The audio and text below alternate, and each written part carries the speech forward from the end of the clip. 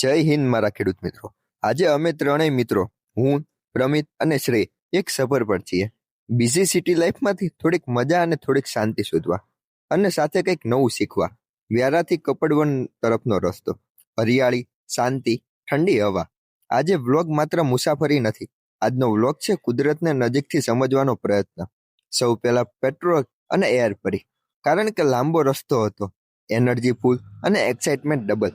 લાંબો રસ્તો એટલે લાંબી વાતો, અને અમને ત્રણેયને ફાર્મિંગ, વિલેજ લાઈફ અને નેચર ગમે છે। અમારા દિલમાં એક જ મિશન છે, નેચરલ ફાર્મિંગ સમજવી અને નેચરલ ફાર્મિંગ કેવી રીતે થાય છે, તેની પાછળનું સાયન્સ શું છે અને શું તે ફ્યુચર છે। રસ્તો અને થોડે દૂર પહાડોની લાઈન, માટીની સુગંધ, એ એવી ફિલિંગ છે કે દિલ ફ્રેશ થઈ જાય।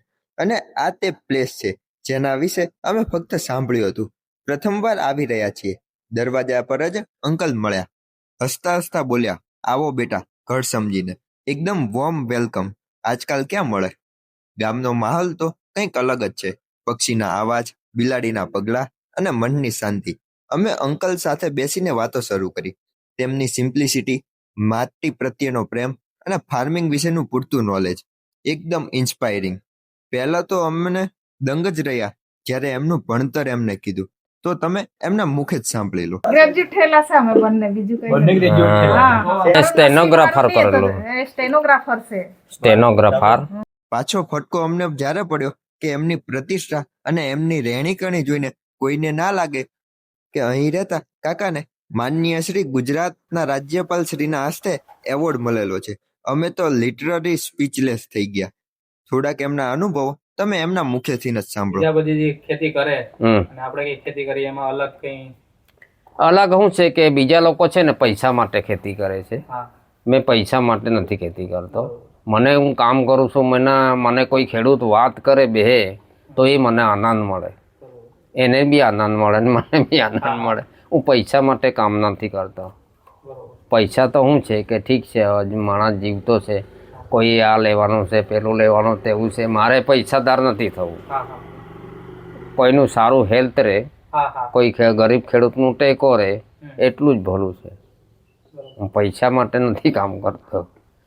99% લોકો પૈસા માટે કામ કરે, હું શાંતિ માટે કામ કરું છું। હવે સીધા ફાર્મ પર જઈએ।